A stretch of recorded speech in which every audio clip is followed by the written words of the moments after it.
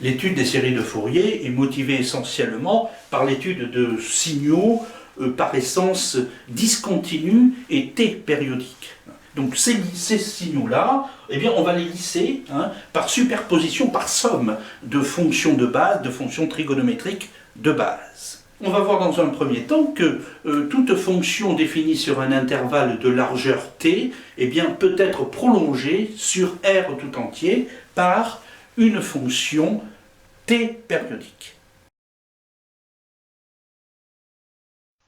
Je considère un intervalle AB de largeur grand T. Alors grand T égale évidemment à B moins A.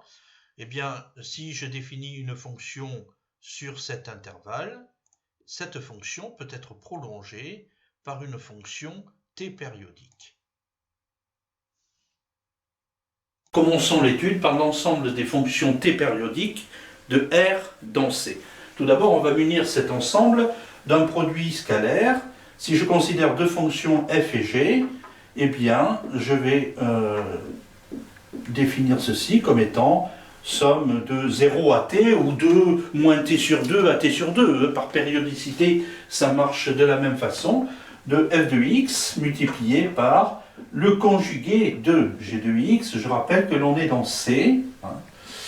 Eh bien, dans cet ensemble-là, et grâce à ce produit scalaire, on va définir une sorte de base, enfin une base orthonormée, par des fonctions de la forme, alors En, ces fonctions, donc de R dans C, bien sûr, qui à x a ceci, eh bien En de x, tout simplement égale à exponentielle de I oméga x fois n, donc IN oméga x. Alors, c'est quoi oméga? Oméga, c'est la fameuse pulsation, 2π sur t, propre aux fonctions périodiques.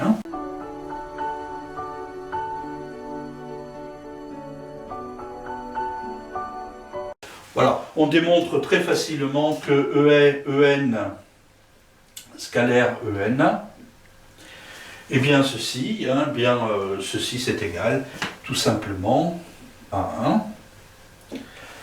Pourquoi? Bien parce que En scalaire En, eh bien ça me fait exponentielle de IN oméga x, enfin somme de IN oméga x multiplié par moins IN oméga x, donc ça fait 1 dx, somme sur t, ça me fait t sur t, 1. Et si je prends En scalaire Em avec n différent de m, eh bien je trouve quelque chose qui est égal à 0. Donc l'ensemble de toutes ces fonctions, E indice n, telles que petit n appartiennent à z, eh bien en fait constitue une base de cet espace. Donc ceci, finalement, c'est un R espace vectoriel normé, c'est même plus que ça, c'est un espace de Hilbert, muni donc d'une base orthonormée.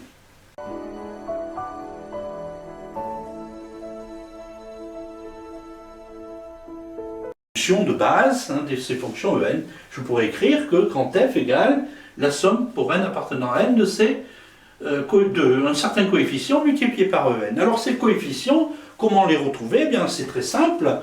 La fonction étant ce qu'elle est, eh bien si je fais donc c'est la fonction scalaire, une fonction de base En, eh bien vous voyez que si je prends le produit scalaire de ça, par linéarité du produit scalaire, eh bien je vais avoir la somme des Cn multiplié par En, scalaire En, et bien effectivement, là je vais me retrouver, il ne restera plus que le Cn, puisque on sait que En scalaire En égale à 1, et que pour tout m différent de n, Em scalaire En est égal à 0. Donc il ne me reste plus que Cn. Et voilà, et c'est ce qu'on appelle coefficient de Fourier. Autrement dit, un coefficient de Fourier, c'est tout simplement égal à 1 sur t, somme de 0 à t, ou somme de moins t sur 2 à plus t sur 2, de quoi? Eh bien, de f de x multiplié par exponentielle. Alors, donc ce n'est pas i n oméga, mais moins i, puisque c'était le conjugué, oméga x dx.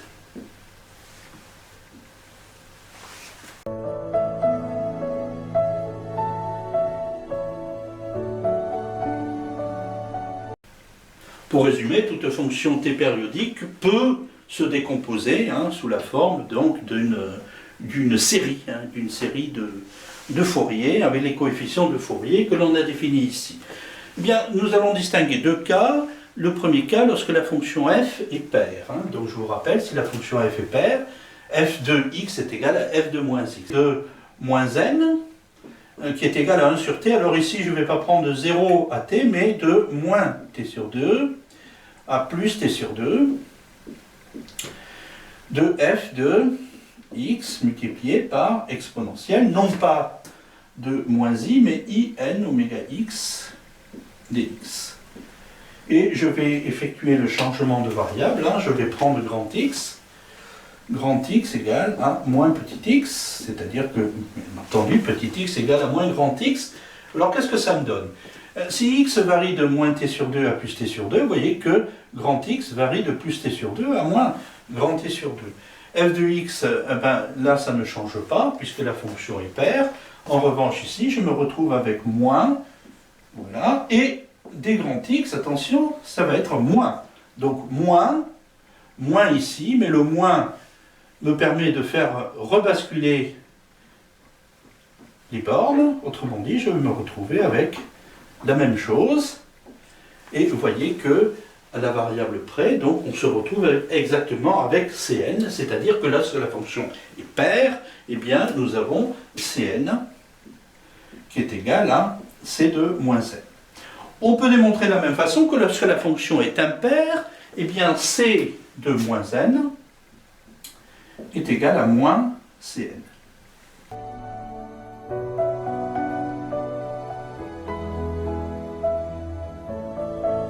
Donc dans le cas d'une fonction impaire, par exemple, eh bien vous voyez que finalement, je vais pouvoir décomposer par exemple la fonction f, qui est égale à la somme pour n supérieur ou égal à 1 de Cn multiplié par E indice n, plus la somme pour n inférieur ou égal à moins 1 de Cn multiplié par E indice n. Ce qui revient finalement, et puis il faut rajouter bien entendu C0 multiplié par E indice 0. Mais C de 0, vous voyez que comme C de n est égal à moins C de moins n, forcément, C de 0 est égal à moins C de 0, donc C de 0 est égal à 0, donc c'est un terme qui n'existe pas lorsque la fonction est impaire. Eh bien, vous voyez que ces deux sommes ici se rejoignent en quelque sorte, puisque n inférieur ou égal à moins 1 va se traduire tout simplement, on va changer, et on va le modifier, donc on a n supérieur ou égal à 1, mais au lieu de prendre n, je prends moins n, et on se retrouve avec ceci. Avec c de moins n égale à moins c de n, vous voyez que finalement c'est une différence que l'on obtient, et finalement grand F, vous voyez que c'est égal à la somme pour n supérieur ou égal à 1 des Cn, multiplié par quoi? Multiplié par E indice n moins E indice moins n. Mais ceci, ceci, je vous rappelle que c'est la fonction qui à x associe eh bien, sinus exponentielle de i moins in, in oméga x, et donc moins exponentielle de moins in oméga x. Et je reconnais ici, tout de suite, 2i sinus de n oméga x. Autrement dit, lorsque la fonction est impaire, eh bien, tout simplement, on n'a que grand F de x est égal finalement à 2i multiplié par la somme pour n supérieur ou égal à 1 de tous les Cn multiplié par sinus de n oméga x. Et on reconnaît là l'imparité de la fonction. dû à l'imparité de la fonction sinus. Voyons maintenant le cas d'une fonction paire. Eh bien, on va faire comme tout à l'heure, on va décomposer en deux parties. Vous voyez que f de x, c'est égal à donc C0 multiplié par E indice 0. Hein. E indice 0 donc, qui est égal à 1. Donc on a C0, alors cette fois-ci C0 n'est pas égal à 0. Hein, plus la somme pour n supérieur ou égal à 1 des Cn En, et plus la somme pour n inférieur ou égal à moins 1 des Cn En. Et on a vu tout à l'heure que ceci finalement peut s'écrire tout simplement la somme pour n supérieur ou égal à 1 de C indice moins n, mais qui est égal à C indice n, E indice moins n. Autrement dit, lorsque l'on fait la somme, eh bien on trouve C0 plus 2 fois la somme pour n supérieur ou égal à 1 de quoi? Bien de Cn multiplié par En plus E indice moins n. Et bien là, on va reconnaître le cosinus. Alors bon, je considère f de x, oui, c'était f de x, pardon, f de x, donc je reconnais là exponentielle de in oméga x plus exponentielle de moins in oméga x, qui n'est d'autre que 2 fois le cosinus, pardon, le 2 je ne l'avais pas encore ici, 2 fois le cosinus de n oméga x. Donc finalement, lorsque ma fonction est paire,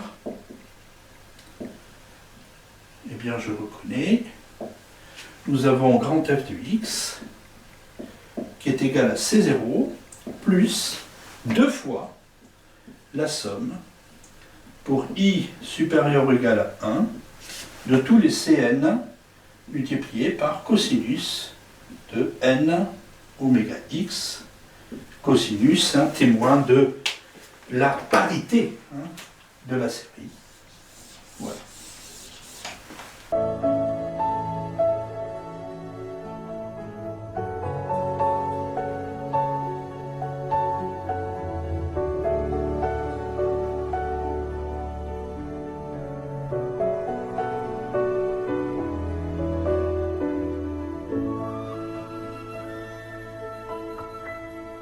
Et on va les calculer, donc avec u de x égale à x, on fait une intégration par partie.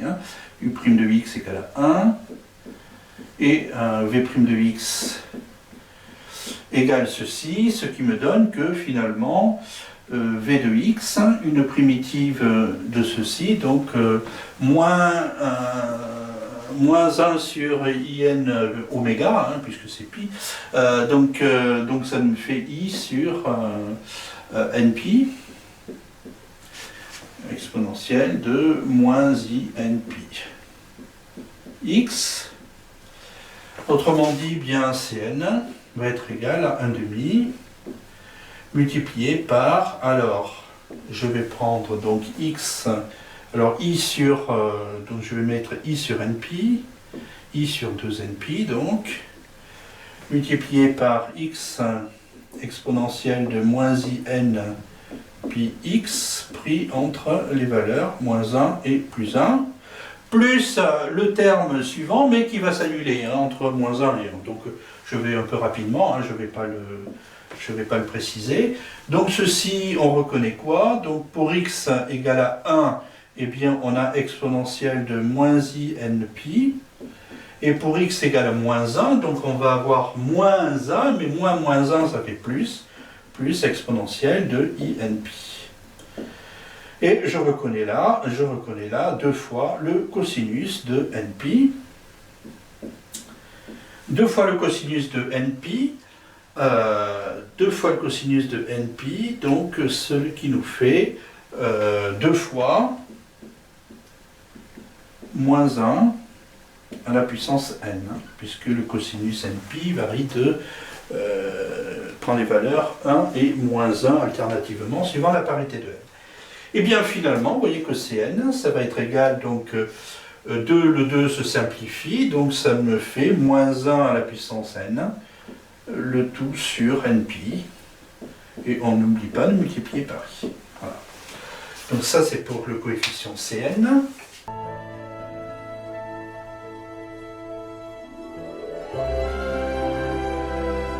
Donc le coefficient Cn étant calculé, il ne me reste plus qu'à écrire la série.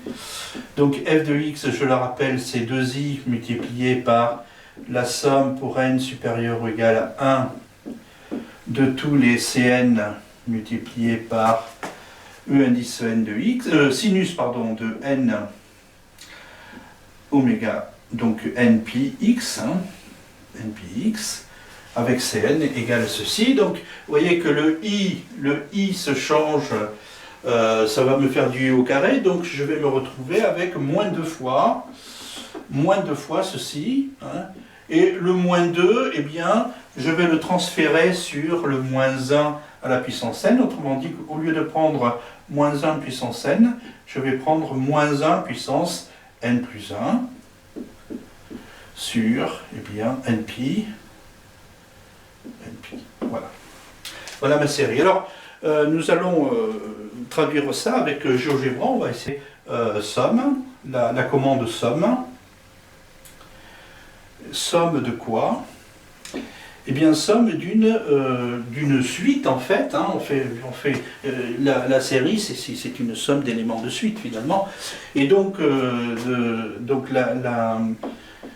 pour ça, on a séquence. Hein. Séquence de quoi? Eh bien, séquence de toutes ces fonctions-là. Hein. Donc, on va faire... donc, ici, on avait 2 fois la somme. Hein. Donc, 2 moins 1 exposant donc n plus 1. Le tout divisé par, entre parenthèses, n pi.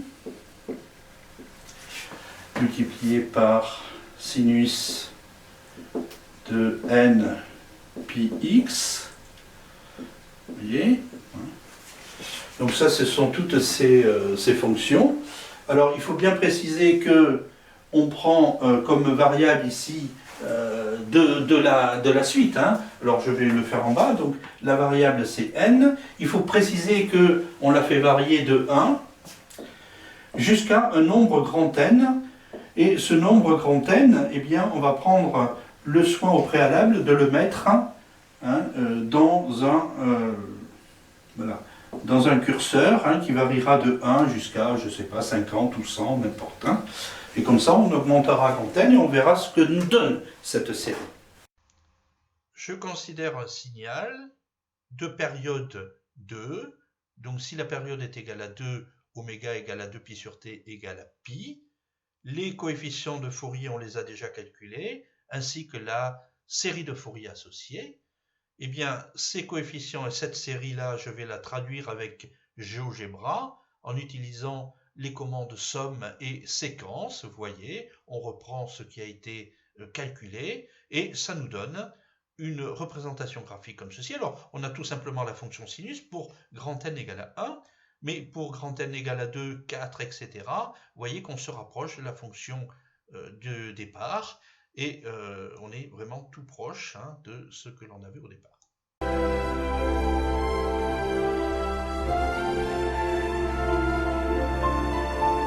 Bien, dans cet exemple-là, eh bien, nous avons donc une valeur de 1 entre moins 1 et 1, et valeur de 0 entre 1 et 3. Donc quand on fera les sommes, il ne sera pas nécessaire de faire la somme de moins 1 à 3, il suffira de faire les sommes de moins 1 à 1.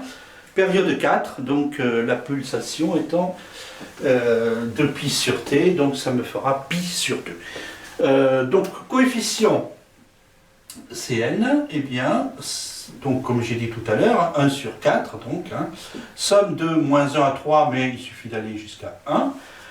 Somme de moins 1 à 3, donc de quoi? De 1 multiplié par quoi? Multiplié par exponentielle de moins i n pi sur 2 x dx. Et ceci n'est autre que...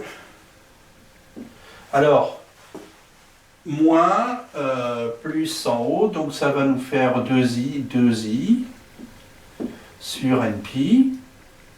Alors sur 4 npi, donc ça me fait 2i, donc sur 4 npi, donc ça me fait i sur 2 npi, multiplié par quoi? Multiplié par ceci, pris entre moins 1 et 1, donc ça nous fait exponentielle de moins i n pi sur 2, moins exponentielle de i n pi sur 2. Et là, je reconnais quoi? Je reconnais 2i sinus de n pi sur 2. 2i multiplié par i, moins 2i, pardon, hein, moins 2i ici. Hein.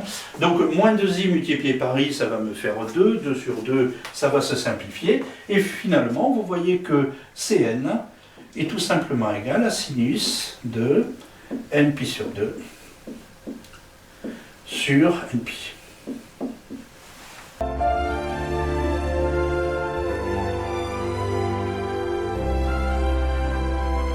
Je n'ai pas calculé C0, mais C0 est égal à la somme, un quart de la somme de moins 1 jusqu'à 3, donc ça fait 2 sur 4, ça fait 1 demi. Hein. Donc C0 égale à 1 demi. Par conséquent, eh bien, grand F de x est égal à C0, c'est-à-dire 1 demi, plus 2 fois la somme pour n supérieur ou égal à 1 de quoi? Eh bien de Cn, c'est-à-dire tout ceci, sinus de n pi sur 2 sur npi. Alors, je n'ai pas comme tout à l'heure une formule simple avec sinus de n pi sur 2. Hein, bon, je le laisse comme ça. Multiplié par quoi? Eh bien, multiplié par le cosinus de n pi sur 2. Pi sur 2.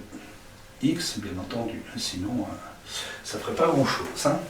Et nous allons voir ça avec GeoGebra. Hein. On va approcher ça avec GeoGebra de la même façon que tout à l'heure, en utilisant les commandes somme et séquence, hein, en faisant varier n de 1 jusqu'à grand N étant fixé par curseur, hein, que l'on fera varier de 1 à 100 par exemple. Nous allons voir maintenant la série de Fourier d'une fonction paire. Alors, voilà, une période égale à 4, donc oméga est égal à pi sur 2. Les coefficients de Fourier correspondants, on a vu C0 égale à 1 demi, et Cn est la fonction correspondante. Donc on va voir ce que ça donne à traduction GeoGebra, hein, toujours pareil. On utilise les commandes somme et séquence, et voilà ce que ça donne pour grand N égale à 1. Donc au premier ordre, n égale à 1, on retrouve donc une fonction tout simple cosinus à peu près. Et ensuite pour n égale à 2, vous voyez qu'on se rapproche petit à petit de la fonction initiale. Voilà, jusqu'à n égale à 50 par exemple. Hein. Voilà, on est vraiment tout près de la fonction de départ. Hein.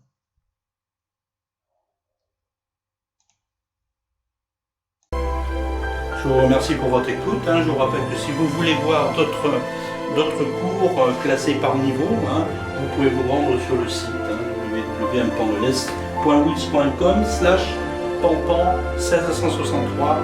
Je vous remercie, à bientôt.